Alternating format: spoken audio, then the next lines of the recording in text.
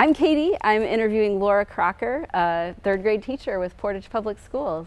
Thank you for having me. Well, it's good to meet you.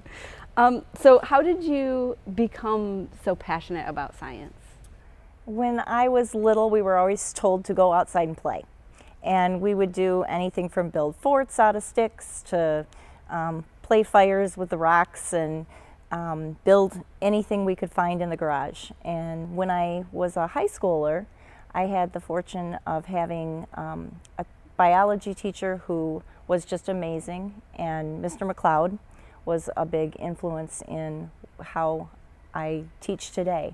Tell us a little bit about these weekly STEAM challenges that you do with your third graders. We keep some of them very simple. They may have a pile of index cards and they're told to build a tower in groups. It might be more intricate where they build a polar bear cave that will withstand the elements.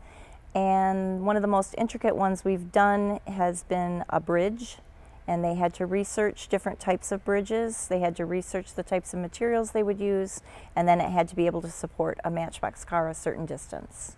I have found that it is very easy to blend this type of teaching right into their curriculum. What's your personal favorite of the STEAM challenges you've done with the students?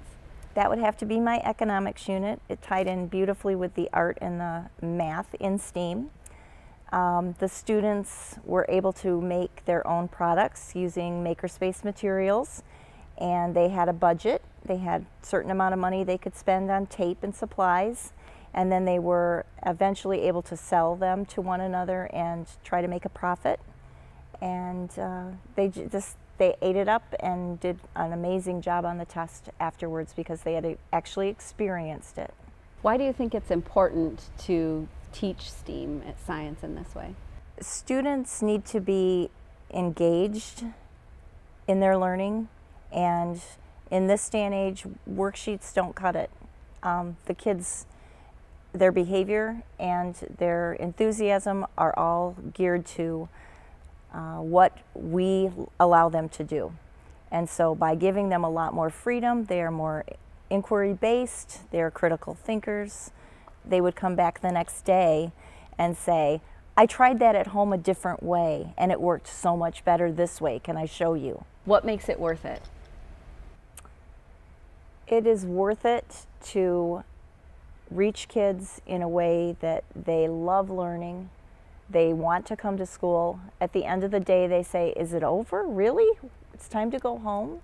I love that feeling of them thinking they're playing and they're able to be critical thinkers and say, you know, this is hard, I failed, but I'm going to keep trying.